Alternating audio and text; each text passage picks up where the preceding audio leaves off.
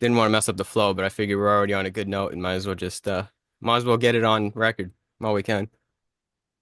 Okay. Yeah. Why don't Getting right you into it.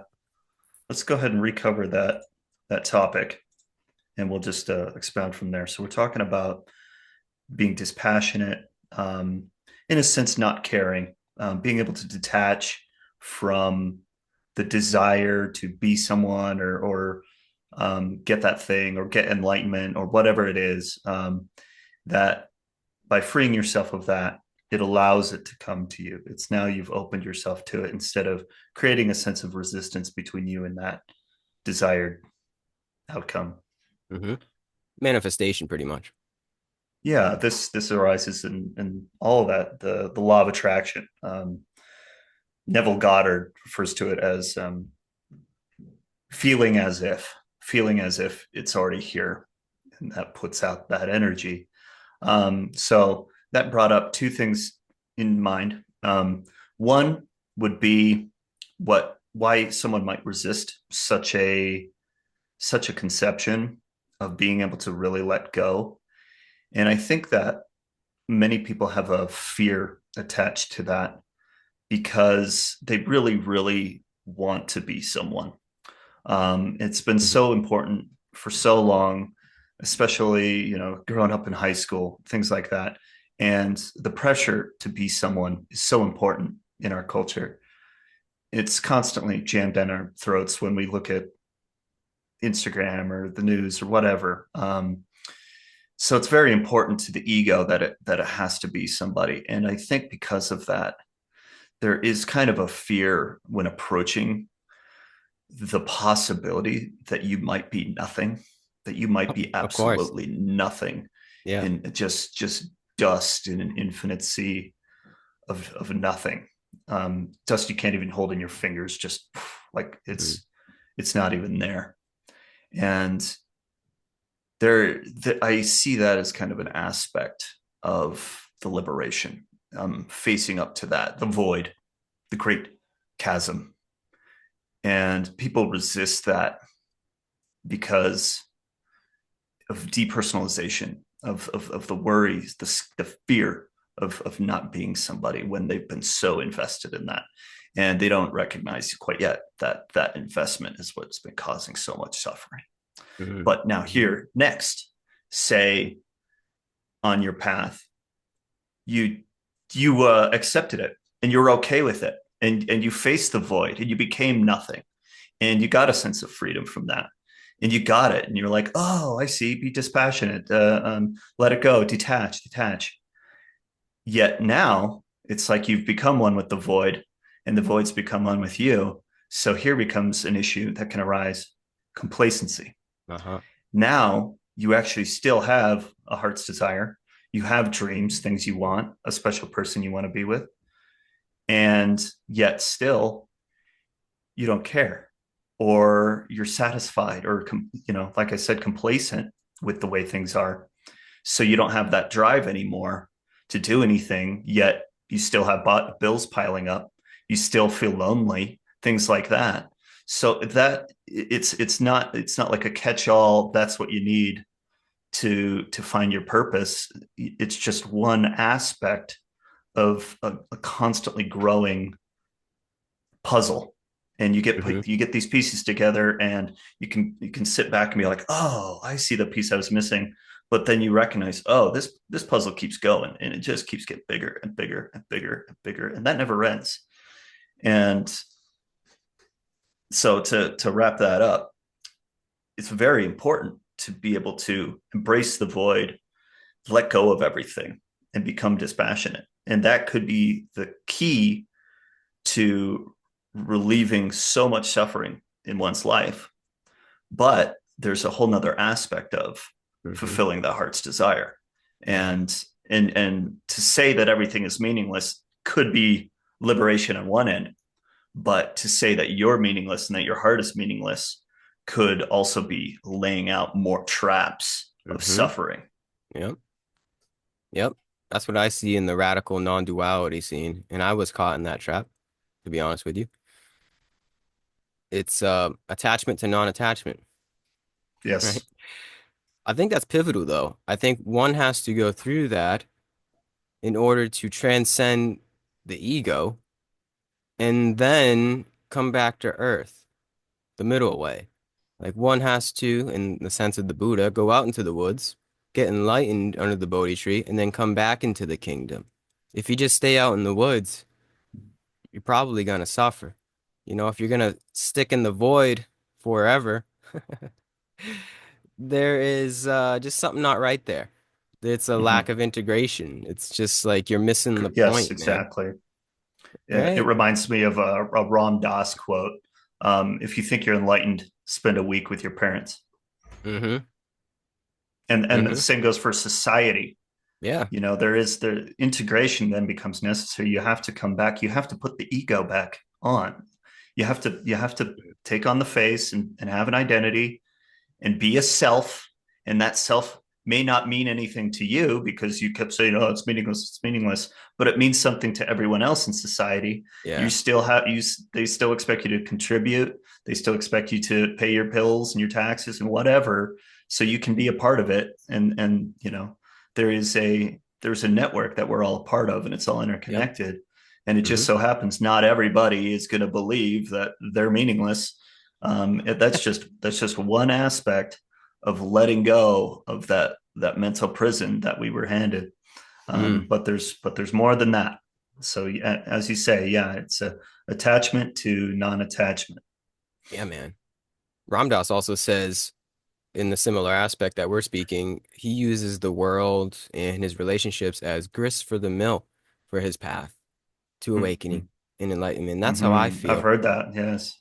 right? It's like every situation with some person or something that happens is just a reflection for me. And it's a test. It's like, are you really that enlightened? Are you as enlightened as you think, man? Are you really the Buddha? You know, somebody cuts me off in traffic and I flip them off or something, right? Stuff like that. It's the same idea of go spend a weekend with your parents. Yep. Just spend a hour in the world, and that'll really test you if you are this holy individual. Yeah, I don't see the world as contrary to the spiritual path. It Me is if you neither. take it a little, yeah, it's if you take it too seriously and you think the world is it and the worldly paradigm is it, then yes, it could be seen as contrary. But the fun starts when you approach it from the void, you could say Brahman, this ultimate awareness, and you bring that into the world. That's where the heart-centered living starts. And that's really the point, I think, of living. That's the point of the human experience while we're here. It's the point of the game. It's to Which embody which you could love. say is which you could say is the Atman meeting Brahman Exactly. at Mm-hmm. at the middle point, meeting it in the now, really, meeting it Mm-hmm. and connecting with it and being a part of it while not being attached to it. Yeah. With the other Atman. That's the thing. Right. Yeah, the big one, Yeah. Well, I meant the like the Atman collective. and all. Yeah, the collective Yeah, the Atman. collective. Yeah. The Atman. There's the Atman meets the Yes. Atmen. Just made that one up. But yeah, that's I don't see any other reason for living. Like I wouldn't want trust me, I've debated it plenty of times. Maybe I should Mm-hmm. go become a monk. I've had offers from monks that want to initiate me. They say, "Come along, Gary." You know how many times I've had people say, Ooh. "When are you going to come to the temple, Gary?" And I'm like, ah, I don't Yeah, I'm know. sure. That's I just had one in my last talk. Like, yeah, you're gonna come to Thailand. I'm like, maybe. There was a time before I had a family, there was a time I was eager for something like that. Like I felt like that's what I needed to be able to Mm, integrate it, but that wasn't my path. I needed to run the grist to the mill. I mm-hmm. needed to I needed to get in arguments. I needed to Yeah. manage a restaurant. I needed to I needed to try and sell a roof to someone out in the country Yeah. for That's a you spiritual know practice. yeah, that's a spiritual practice. I needed to, yeah, like hurt my back and be laid out Mm, for 2 months. I needed to yeah. do all that human stuff so that I could just take that infinite void of freedom and liberation and pipe it back down into my body, into my language, into my actions, into my being, and and then eventually into an actual profession, and how do I turn this into a service for others, and then own it, and walk with that confidently, and do it appropriately. And that's a learning process every step of the way, you Mm. know. Hmm. But it's to me, it comes down to how you choose to spend your time, and where you dedicate your attention is what grows. Yeah. So, in liberation, in letting go of the unconscious battle in the mind, with yourself, with the world around you, once you can let those things go or let them be and move on, then you get more agency. You realize you do have more of a choice in where you go and what you want to do. So, like we talk about things like non-dualism and the attachment to non-attachment. Another aspect is determinism. So it's like suddenly you take on this belief that you don't have free will, that you're just another fleck of dust in this thing. And again, like, from the outside looking in, now that's a trap. That was me back in my 20s. Like, it's all chaos, it's all meaningless. I needed the Hmm. the great awakening that, oh, no, I put myself in my position. I did that. And then once I can say that and hear it in my own ears, it's a reclamation of meaning that I was dispersing into nothingness, saying there was no meaning. It's like I reclaimed something that I had disintegrated, and I integrated it. I reintegrated that meaning back within myself. And Mm. that aligned my trajectory, so I could go in the path of the thing my heart was actually dreaming about in the beginning, which was to, have a family, and find my soulmate, my beloved, and have kids, and have a job that I enjoyed, and all those things.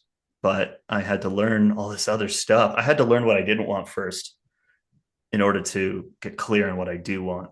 Uh-huh. um Yeah. That's the great lesson of Earth, I feel. That's our suffering. That's why we're here, because we have to learn what we really don't want in order to know what we want. That the may be a little contrast. esoteric. Yeah, exactly. The contrast. That's what Earth is all about. It's the yin to the yang. And Mm-hmm. yeah, that might be a little esoteric, might be a little out there, but that is the path in a nutshell. Is we're I, learning I what we I don't don't think want. you could get any more practical, more down to earth. As a matter of fact, like Mm, it's taking that fringe, almost mystical concept, and bringing it to reality. And that actually brings up another topic, in the world of spirituality. And I'm sure you've seen both sides of this coin. You'll get the more, let's say, mentally based spiritual, um, pursuer who yep. seeks and seeks and seeks, but they're doing it from a very intellectual, conventional sense Yep. of, so, kind of in the basis of that whole world or school of thought, everything is mind. Yep. And so it's all a means to get out of that mind, to detach from the mind, to recognize the self as the ego, and become the no self, the non-self. But then you have this other completely, it's like the other side of the brain, or in this terms, the heart aspect is the mystical, the spirit world, the these entities that are coming from all different places. You get your angels and your aliens, and all of that stuff, your Reiki, your crystals, your, like, that whole wild, we call it woo woo, we call it, Astrology stuff. Yeah. Hmm. astrology, and all of it. Like, it's so in the heavens, it's like in the sky, it's so out there, Mm, where mm, this side is so down here, practical. mm. But this side has validity, this side has relevance in people's lives. And I think that's kind of the aspect that one could be awakened to, once they're finished with this side, once they let go of that self, and then they can start opening their eyes to a much wider world out there, Yeah. more and more realms, interdimensionality, metaphysics, Yeah. the non-physical realm that permeates our Yeah. physical existence. Yep. While at the same time, you see people that are too far on this side and they're not connected to reality, and they'll spread a narrative that we all have celestial heritage. And then you get people just waiting for the UFOs, waiting for the salvation to come I'm because waiting. because because they think that they don't belong here. They don't Yeah. think here's home. They think that's the Pleiades or something Mm. like that. So Mm-hmm. there's this longing and a detachment from the physical world where they start to believe that they don't belong here, so they don't integrate with this side. They can't identify because they're identified over here, and they think that this is real and don't realize that on that more mental side that none of that's real. And so there's a holistic quality to both angles, and Yep. that's, I'm working towards clarifying that distinction as I enter into a spiritual profession myself. Mm. Well, first step is being able to see that dichotomy and that polarity of the spiritual realm. You're already there pretty much if you can identify that there is two sides of the coin, right? In that way, you're pretty much already there. And that's very rare to be able to see that, to have a refined spiritual individual that can see both points of view and entertain both points of view of the no self and the mystical self and how Mm-hmm. they interrelate. Yeah, the higher self, right? Yeah, and how it Yeah. all interrelates. But I think in order to be able to entertain it all, the whole gamut, you have to go through nobody training first. Another Ram Dass quote. You first have to go through nobody training. You first have to kill the ego. You have to die before you die. And then after you die and you become reborn, you resurrect into the human experience from this newfound state of view, newfound point of view. You can entertain all of the possibilities of aliens, interdimensionality, the Pleiades, astrology, crystals. You can entertain it at least. You can, it doesn't mean you're going to believe it all, but at Right. least you can not dismiss it. And I think that's very important because some of it does hold truth. I think in all of that, there is some kind of truth. Might not be 100% celestial beings. We might not be. Crystals might not have as much power as we give them, but I think there is still an essence of truth in all of it, in the whole spiritual gamut. And it's just the fact of being open-minded enough to be able to entertain it all, I think is the most important part Mm-hmm. of the It's spiritual path. being able to open to the possibility that you're not the only one living a life. You're not the only Yeah. one having an experience. Mm-hmm. And your beliefs and the way that you see the world isn't the only way to see that. And I think Exactly. people they make statements almost as if they're empirical statements about the way things are. Mm. And they don't realize that as they're speaking that they're actually just speaking for themselves, and that is housed inside a belief structure of identity.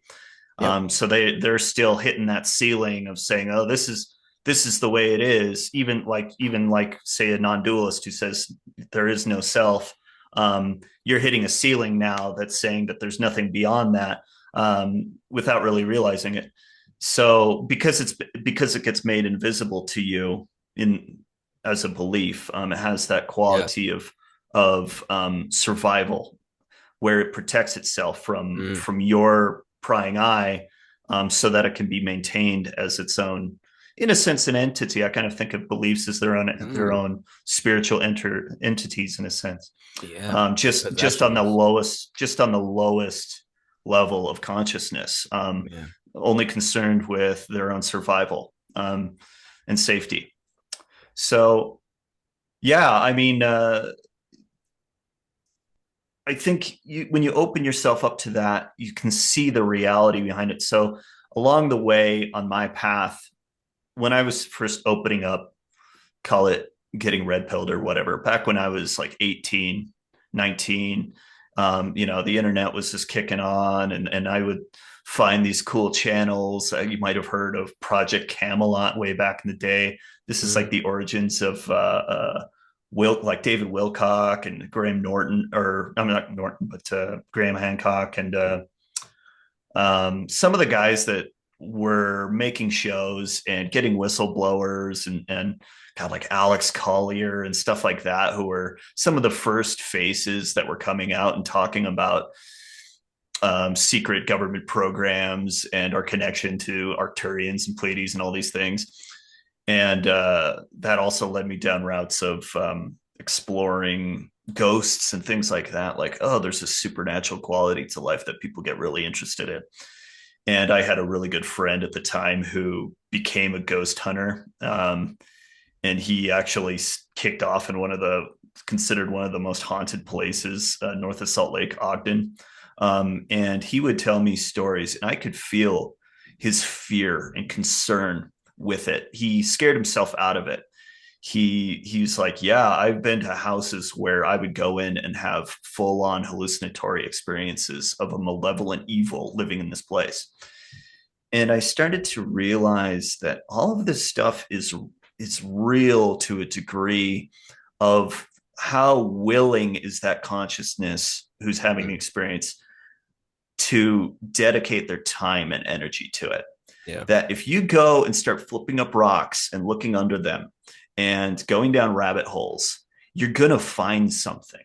So Hmm. you got to ask yourself, is that really what I want? Is that going to get me to my own personal liberation, or to the abundance of the person that I'm seeking in my life? Or is that just going to make me kind of detach from the world and live as an outcast in fear, where my duty in life is to warn everybody about what's going on behind the curtains that no one else can see? And it's like you kind of have to take that decision. So my friend, clearly was like, I don't want that.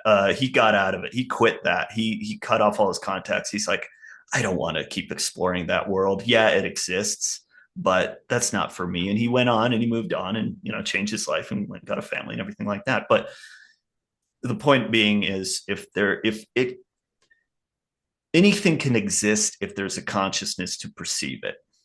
Mm. And then it becomes a matter of how much time you give that thing and how much you want to unfold into it. So there are people that are incredibly gifted and skilled at reading astrology.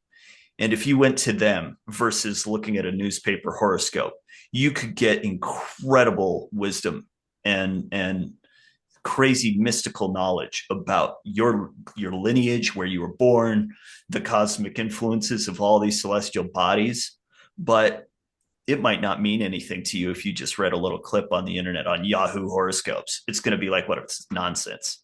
Yeah. But there are people out there that have dedicated their life to this. There's people that have dedicated themselves to reading palms, who can see stuff that would blow your mind. You'd be like, what? You can see when I broke my leg and what age that happened? Like, Hmm. how? It's like, yeah, it's just a map. It's just another map. You just have to learn how to read it. Hmm. So I give validity and credit where credit's due to people that do pursue those more mystical, ungrounded pursuits, because there is something there. But it takes opening up your own belief system, your own mind, to even, you know, uh, relish the idea, or give it even a little glimmer of, oh Oh, maybe, maybe. Exactly. maybe, maybe it's not for me. But that doesn't mean you can poo poo on them and say Yeah. you're an idiot, or you don't know what you're Yeah. talking about, or you believe in a lie, because you really don't know. You can't see from their shoes. You just Hmm. can't. Yeah, man. Well said. I think it really comes down to the fact that we know nothing. I think if you can swallow that red pill, that truly we know nothing. Like I know nothing. I'll admit it now. I know nothing. Mm-hmm. If you can just stay on that steady wavelength of knowing nothing, then that ironically leaves you open enough to know everything. You can let everything in when you know nothing because you're just like unrefined. There's no bias. There's no like you're just open. And it's not like also naivety. That doesn't sow the seeds of like accepting everything, but at least there is that maybe, that potential to entertain. When most people don't have the potential, they hear aliens or astrology or whatever in the mystical realm, and it's just automatic. That's magic. Nope, I'm not gonna believe it. But if you just approach it with maybe, just Hey, maybe, you might be able to perhaps. find the truth in there. And like you Yes. said, for Yeah. some people, it's more true than others. So at least if you can see it in that way, like, oh, that's their reality. That's cool.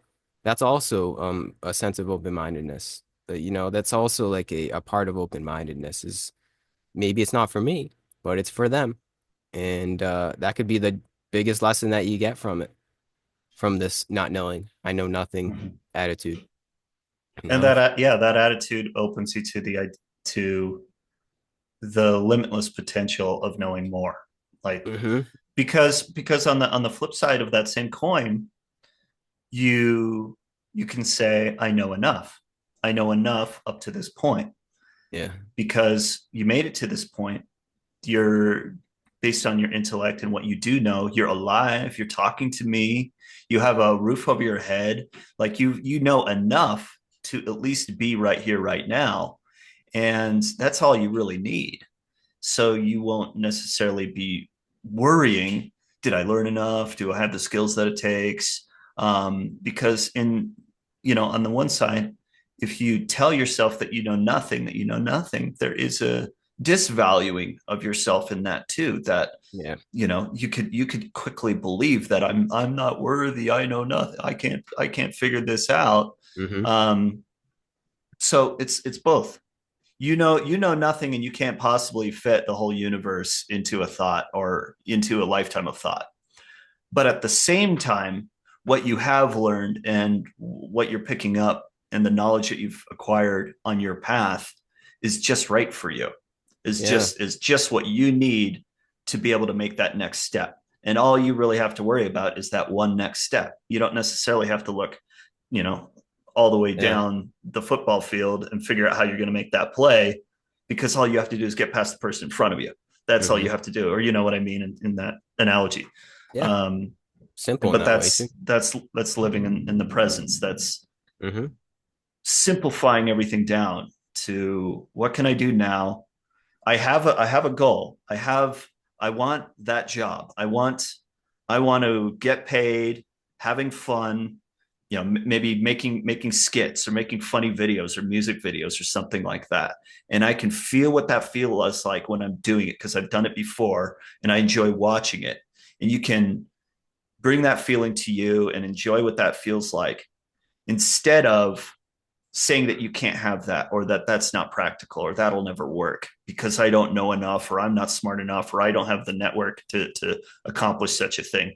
So you're embodying two different energies depending on what you do with that. You can either feel good about what you want to do and then make a decision as to what to do, and then you'll have way more doors opened up to you to get there. Or you can tell yourself, I can't have that for whatever reason because I live in a society with rules, and we can't live, this is not a fantasy life.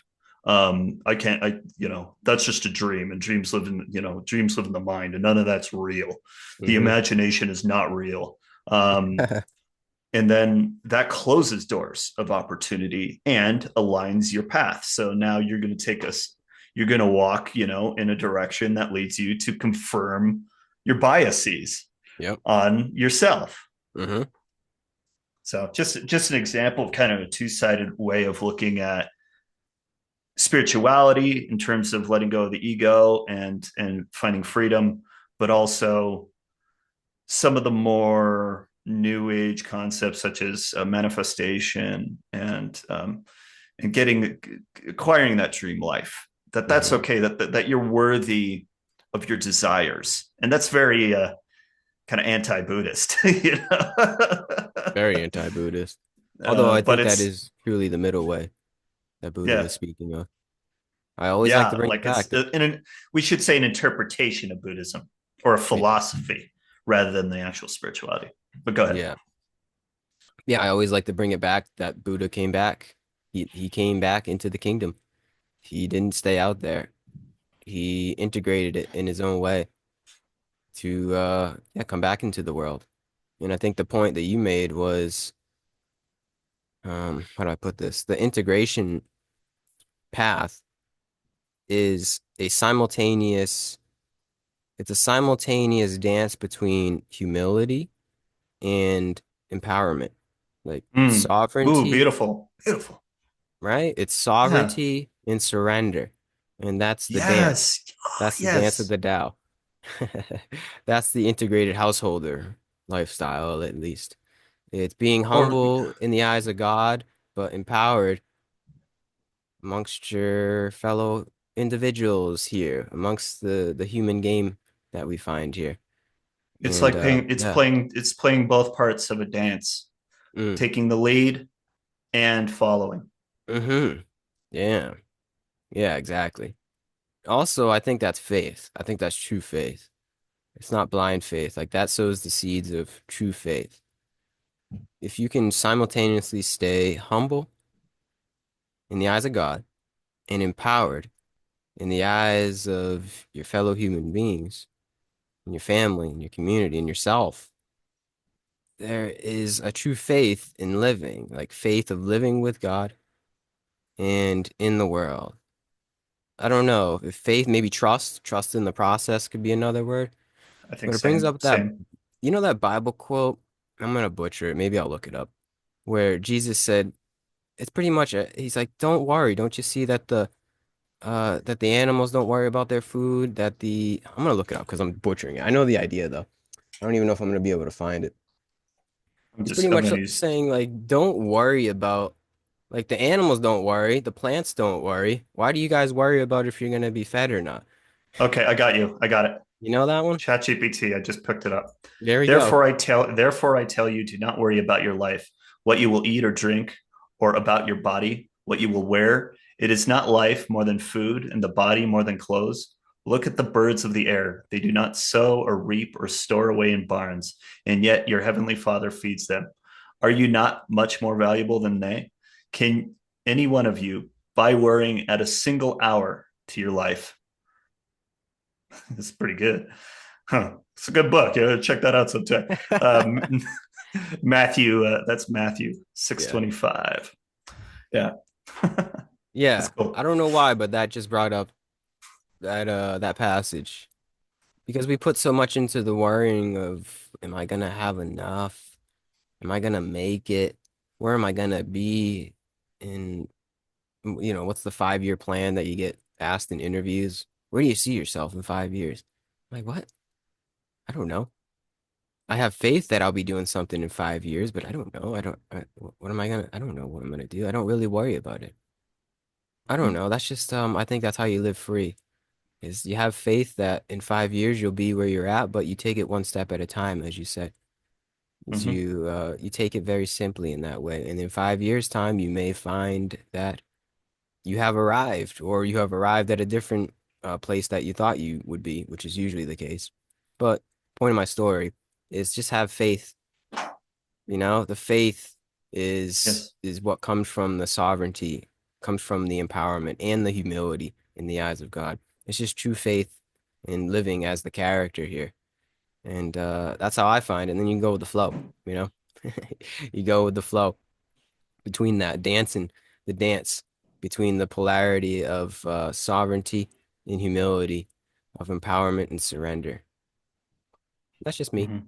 That's just what I Take find. it, take it, take it as a learning experience, and you'll open yourself up to more possibilities of what's happening rather than close yourself down to conclusions that this Yeah. is why it has to be, and Mm. that's only going to sow more suffering in you if you believe that you have to suffer for whatever reason, or that there is no reason why you had to suffer the accident or the loss that you had to. That's just another locked down mental prison. um Sorry, can you hear a vacuum right now? That I got heard pretty it, loud. but it shut off. Okay, I think good. the noise canceling kicked in. Excellent, excellent. As long as it's not But distracting for you. Nope, it caught me off guard for a sec. So what came to mind was some of the wisdom that comes from channeled material, like Abraham Hicks and Bashar, Seth, a lot of them really, that you hear in the law of attraction side of spirituality, and that is not being invested in the outcome. That it's okay to have a goal in 5 years, but where the suffering of that comes from is Mm, when you're so gridlocked as to what that outcome must be. Like yeah, it must be this person, and I must look like this. I must have six pack abs. I must have this much in the bank. I must have, I must have a Lamborghini or whatever in order to be happy. And so now you're putting stipulations on your own well-being. And if that's not coming, and it's going to automatically make you impatient, it's going to make you be seeking it and looking for where it's not. So it's going to disperse your energy to outside of right now where you have actual influence, and it's setting you up for pain. So obviously the way to do it is, okay, you see something you want, it's okay, have a goal in 5 years. Like, I would like to be financially free, kind of come into a more general idea of what it is you want to feel like than what it has to be to feel like that. So I want to be financially free. I want to be able to share my life with another person and laugh and chat and eat dinner with somebody and be able to live with them and live my life with them. It doesn't have to be an Instagram model or something like that, because that's unrealistic anyway. But hey, to speak for embody yourself. the feeling, to embody the feeling, to embody the feeling and the grace and the joy of what it's like to be there, as though you already have it, because in a lot of ways you already do, because that feeling comes from you. That's what comes out of you when you've have those successes and those little victories in life. That pours out of you. It's not like the world out there gave it to you, gave you this joy. It's things lined up, and now you can be happy. Now you let yourself be happy because of it. So you can configure that stuff within your own personal realm and then feel what it feels like to be happy. And that gives you a new perspective or vantage of your life from a place of clarity and being happy. So it's easier to see the steps to take. Like, oh, okay, if I want to do that, I better start, like, maybe you want to be into filmmaking or something like that. Well, I better start making content. I better get a camera and get out there and start filming. Okay, maybe you're not, handing it over to Hollywood or whatever quite yet, or you're not, getting all the views on YouTube, but you're doing the thing that you would want to be doing in 5 years anyway. So might as well do that, live the part. People call it faking it till you make it. But as far as I'm concerned, it's just standing up for your beliefs, standing Mhm. up for your dreams, your values of what you want for yourself. And there's nothing wrong with that. I think yeah, calling it faking it till you make it is kind of a little trick of disempowerment that people throw in there from that more practical, cynical side of looking at life. Yeah, because we're all faking it.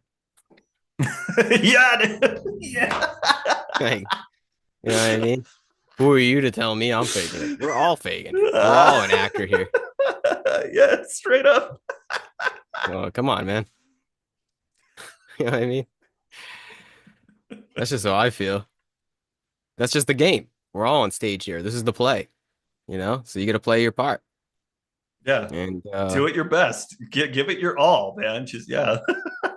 mhm, The mm, stage is set. The lights are on. Step up. that's it.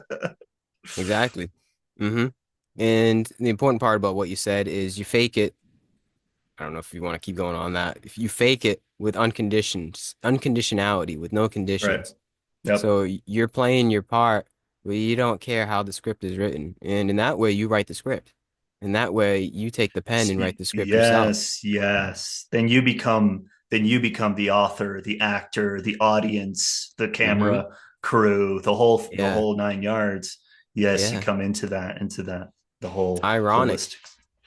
when you give up the want to have it a certain way, have it go a certain way, that's when you can actually find that empowerment to have it go the way that you want.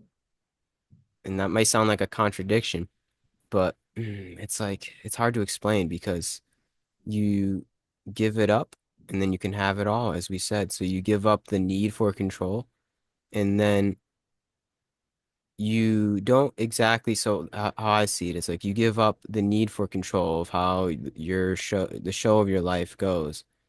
And yeah, you can do really whatever you can do whatever you want, but it's also at the whim of God. It's also at the whim of the universe, but you can still steer it at the whim of the universe. Right? Am I making sense here? It's back to the Well, simultaneousness I of it think all. there becomes a realization that what the universe and God wants is actually what you want. Yeah. It's not the Like, human. I guess that's what it's like not from what the human wants. yeah, it's a deeper desire of living the life that you wanted to live when you came into this physical Yeah. life, and you're trying to seek that, and you look everywhere for it, and we come into a life where that's stomped on, that's buried.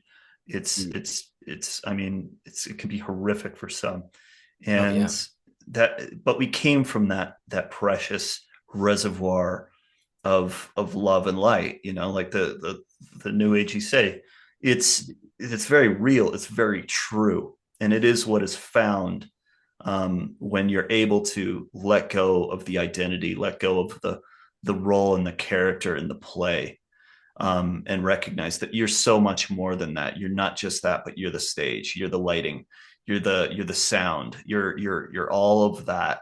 And then you realize that, oh, these things actually work harmoniously behind the scenes, despite your worrying about it, despite your thinking about it.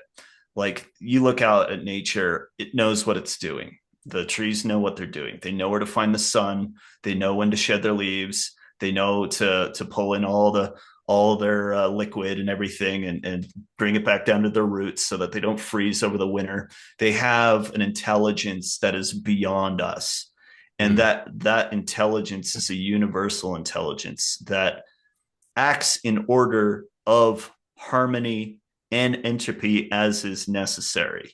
It already knows that, and by doing those spiritual practices such as meditation, what we're doing is getting into rhythm with what nature's already doing in the first place, Yep. instead of trying to control everything. Yeah. That's what we want. It's to synchronize again. Come back to the crystallization of nature, of our nature. It's to get back into the rhythm and flow. I think that's what we all want.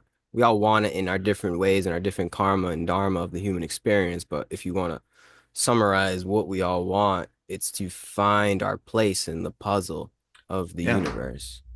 find home. Home. We're all walking each Home. other home. Another Ram Dass Come quote. home.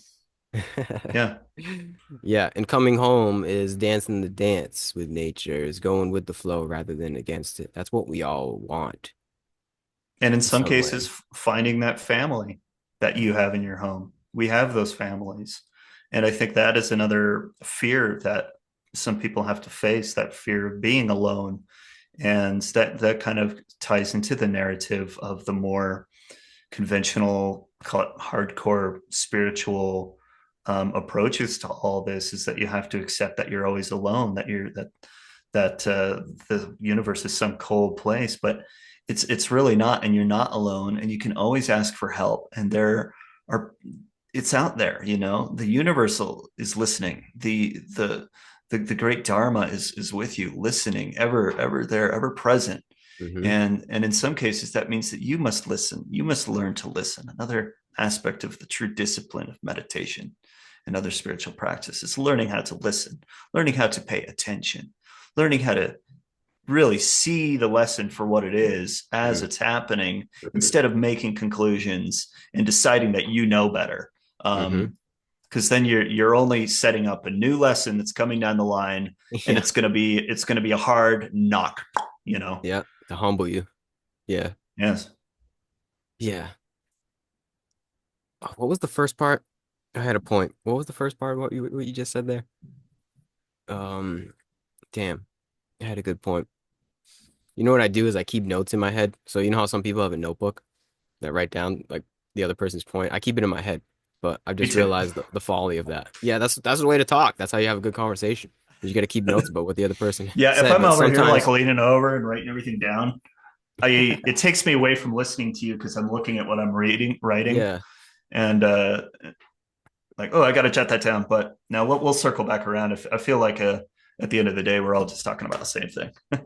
that's it, man. Damn, it was a good point too. All right, whatever. It wasn't meant to be. Oh, I Uh, lost. Go ahead. Okay, no, Can you hear me? never mind. You went quiet for a second. I don't know if it was you or me. Hello, hello. You can hear me? Cool. Yes. Yeah, so I mean, lessons upon lessons upon lessons. We're all in nobody training. We're all walking each other home. It's coming back to me. Gotta, I don't know. Do you have anything to bounce off of? Bounce off of yourself? Well, it's cool because we were talking about coming into this with a point, and I guess this is going to be the the pitfall of coming into a conversation between you and I without a single point in mind or specific Yeah, talking points is that we'll just going to free flow, which is beautiful and awesome, and yeah. I'm We may having lose fun with some it. things. We may lose some But things along the way, right? yeah, it's but we'll always come back. We'll always come back. I feel like we kind of covered some pretty good ground today. Some of the ideas that I had in mind to talk to you about, you brought up on your own. No surprise there. Mhm. Um, so yeah, again, I kind of see all of this as highlighting two aspects of a spiritual approach to life. And on the one side, you have the practical, the rational, the mental, and then the overcoming of that. And then on the other side, you have the more heart based, more intuitional, more cosmic and mystical, what lies outside of the physical boundaries, if you will, of spirituality. And when you look at the community, on the one hand, you get a lot of good stuff, and a lot of people need that.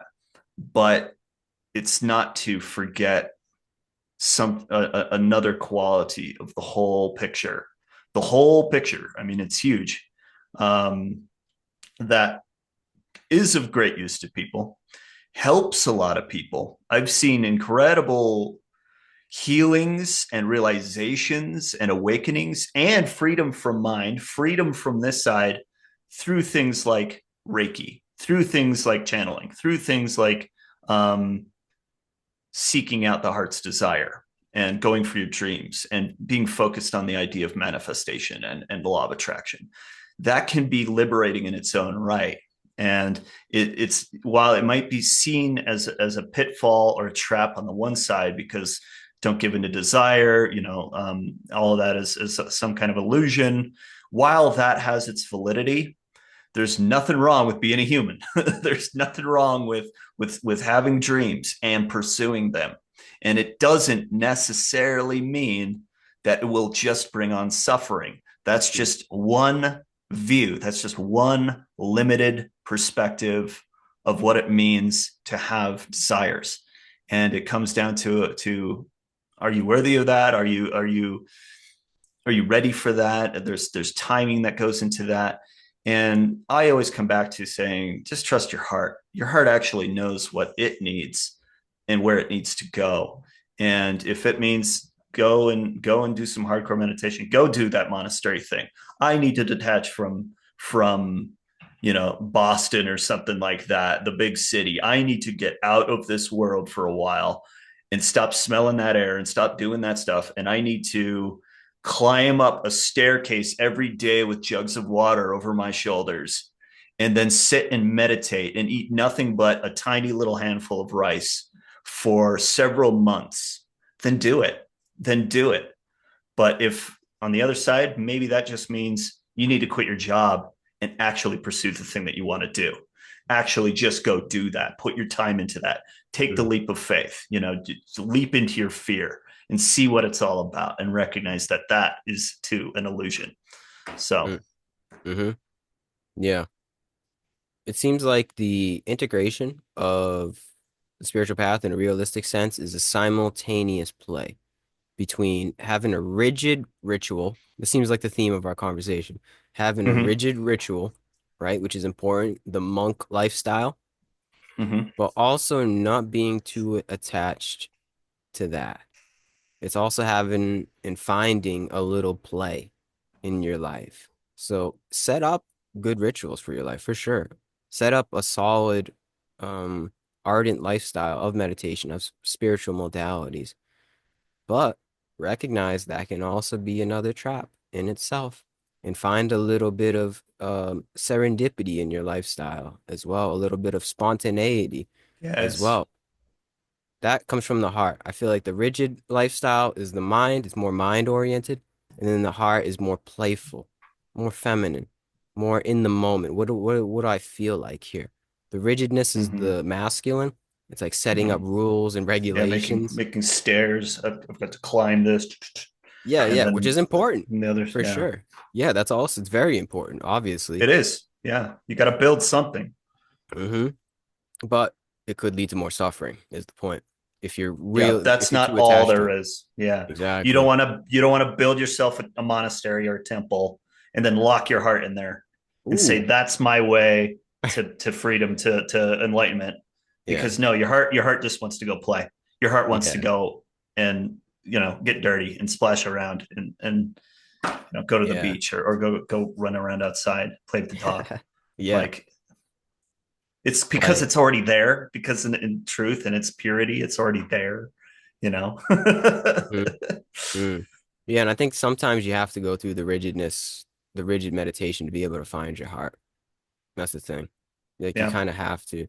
But once you find it, yeah, that's when the fun starts. That's when you can let go of the rigidity of one's rituals a little bit and then start to find play. Find that meditative mindset in the world, which I think is how we started the conversation as grist for the mill. Like, can you find your heart in others? Yes. Yeah. Yeah. Can you get Zen like when you're standing in a Walmart with the I mean seriously, like Yeah, yeah, listen to the awful Muzak playing and see all the, yeah, stereotypical American families lined up at the cash register and yep. you know Someone just cut you in and line, you got kids crying, right? yeah, yeah, and you got to deal with that, and you're just trying to pick up, one little thing and or whatever. And the thing Um, is, if you do have the meditative mindset, you actually will be able to handle that. And if you oh can't, yeah, then you might have to go just back fine. more into your ritual. That's the thing. It's Mm-hmm, a mm-hmm. reflection. I see the world as like a reflection. It's like, okay, well, I didn't pass the test here. Got more work to do. Or vice versa. I did pass the test here. Good job, Gary. Pat myself on the back. But don't become too attached to that either. That's the Yeah, thing. be easy. You don't want to stroke the ego too much. Exactly. Exactly. It's a fine line you got to toe. It's a fine line, but it's all led. I think a good point to bring this all together is all led that dance between these two aspects of our being, masculine and feminine, you could say yin to yang. It's all led by intuition, and it all becomes apparent. You don't have to think about this too much. All of this becomes very apparent in one's life. It's all like a resonance of if one is aligned or not aligned. If one is in the Tao, floating downstream, or are you resisting the stream? It's all just like this feeling that I get. It's this feeling of yes or no. So it's like we may be over talking it here. It may seem like maybe we're overcomplicating it, but in its essence, it's very basic and very simple. It's this intuitive, almost like a sixth sense that one has dawned upon them and is able to utilize in and of the world. You know? I'd call that the first sense. That's the Ooh, sense that that's good. becomes before all the other senses and That's all very the other true. thoughts. Yeah, that's very At true, least man. I never thought of it like in that. sequence. In sequence, it would come first. I think so. Yeah, it's like intuition first because the mind doesn't go away either. Intuition first, heart first, and then the mind. When Yeah, the it's a matter popular of paradigm, priority. exactly. The popular paradigm is mind first and zero heart, essentially, not even recognizing the heart. And that's suffering. So yeah, you go That's complete that's the 180. culture. That's the culture, and it's world spread. definitely Yeah. Western culture, Mm. patriarchy.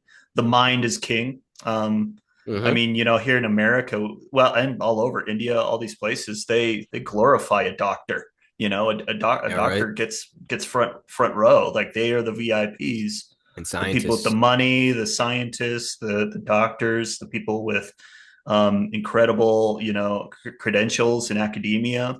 Yeah. That is just a reflection of a patriarchal society where mind is king, and the woman lives in the kitchen. Well, maybe she does. I'm just joking. Although there's nothing wrong. That's the thing too. There's nothing wrong with a woman cooking. There's That's cool. Yeah, but they're to be, they're everybody has a soul here. Everybody's to be cherished and admired and validated for Mm-hmm. their life. Nobody's better or worse than anyone else, and we all have the same amount of true currency, which is our time. At the end of the day, we're all equals in that.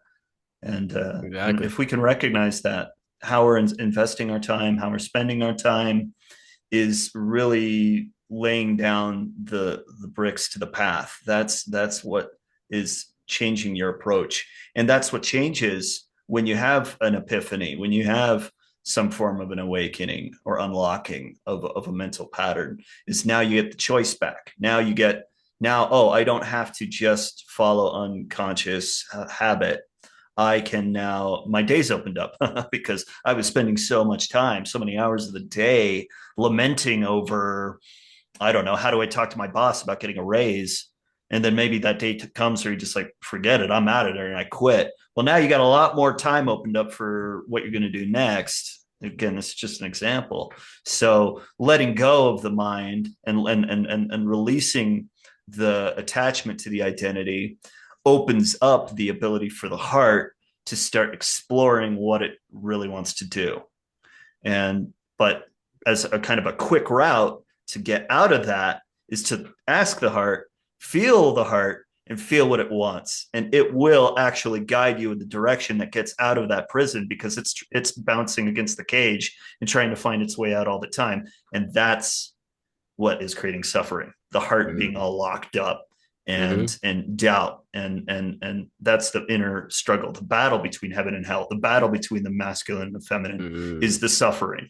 Mm-hmm. And they can work in cohesion, they can work together, and you can have a a surfboard made from your mind, and you can ride the current of the cosmic river of the universe of life, riding this awesome board, or whatever, boogie board, whatever it is, call it your mind, the craft, we call it the ship, or whatever it is. That's the vehicle, the way that you get through life.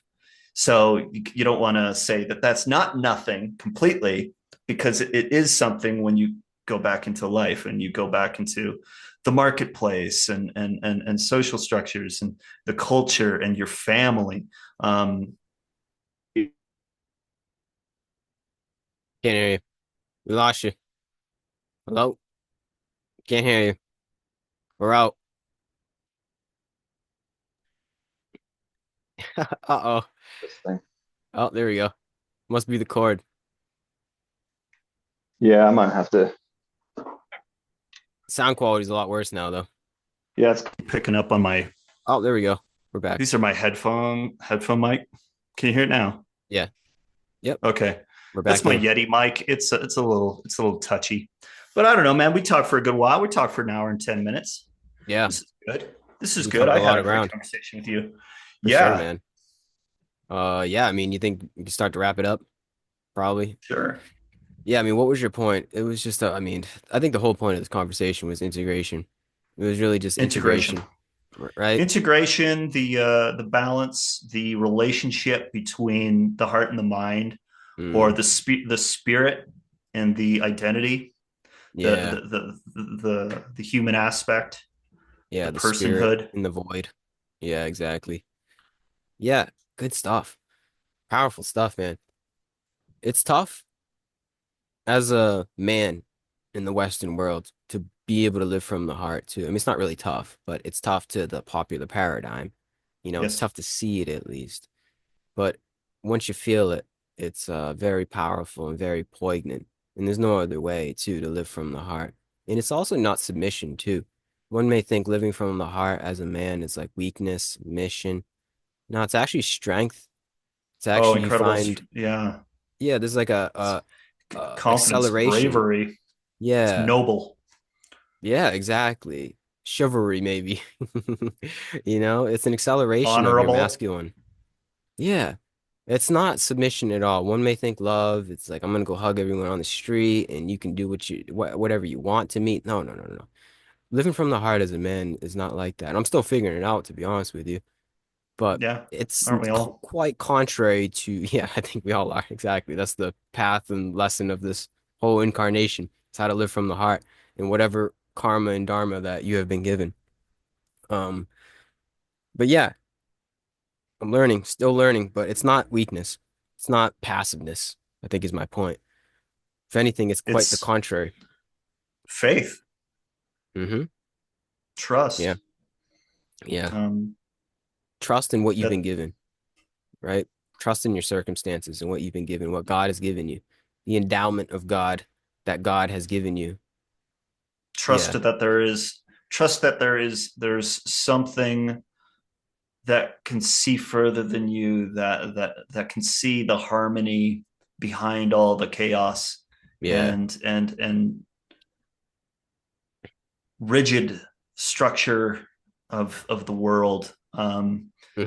Mm. Trust in the flow of the current of life, the current of the universe. Um, to be able to, I can set everything down and let this guide me.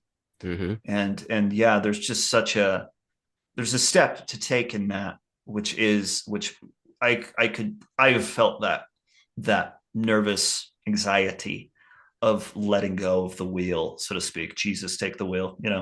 Um, that nervousness is that masculine identity that I was handed by my dad and his dad before him, Oh. and the dudes that I grew up with. That I've got to tough it out. I've got to my emotions will lead to more heartbreak. My I've got there's Yeah. I must be protective of that because that's important. And while that is true and that is important, and that vigilant perspective is necessary for the safety of our families, our children, um, to completely lose yourself to it becomes a trap and can become toxic to Hmm. a relationship, toxic in the Yeah. in the society, and we see that. Hmm. So it comes to facing that fear yet again, and that's everyone finds that on their spiritual path. Is you always come to something you're scared of, something you're afraid of, and it's through that you will find your freedom. It's through that you will find liberation and a new cohesion, a new integration, a healthier relationship between your spirit self and this mental self of how you interact with the world. Mm. Yeah. Drop the mic on that one. Powerful stuff, man. Yeah, that was great. I don't have anything else to say to that. Wonderful way to wrap this up. Put a little cherry on top there. Nice. Nice. Thank Awesome you. stuff. Keep up the good work, man. You're an awesome guy. I can tell this is you well understood within you and you have this integrated within your being because you can explain it at ease, you know. Thank So you. that's it. Keep up the good work and Well, same to you, my friend. I appreciate you turning on the camera and picking up the mic and spending an hour with me today. my pleasure. Like I said, when I first contacted you and everything, man, I just want to have a chat. I just want What to, because what a chat. this to me is impactful and powerful, not just for us, you and I, anyone that might be listening, but also the universe at large, because we're treating this like it's a real thing, that it's important, that this is something to be talked about, that it's worthy of our time. And I think that has kind of a perhaps a metaphysical impact on the world around us, Yeah. where we're putting more of that energy out there. We're putting more of a possibility, a potential energy, because we are speaking about our hearts with more integrity and more dignity, treating it with the respect and honor that it deserves in either of us. We speak to the hearts of man and woman alike. We're speaking for everybody. There's more to you, and you don't have to try so hard. You don't have to beat yourself up about it. And yeah, there's limitless possibilities, and your fear is ultimately an illusion Hmm. that protects you from breaking down old limiting beliefs about yourself. And that's okay. That's okay. Take it at your own time, and then you will find your timing, and you will find your synchronistic part in this world, in this universe. You'll find your home. Yeah. Amen. Wonderful. Amen. Well, thank you, Mr. Jeff, for coming on here. And Thank you, yeah, Gary. peace and love to you. Peace and love to the Peace and love, listener. my friend. Bye, everybody.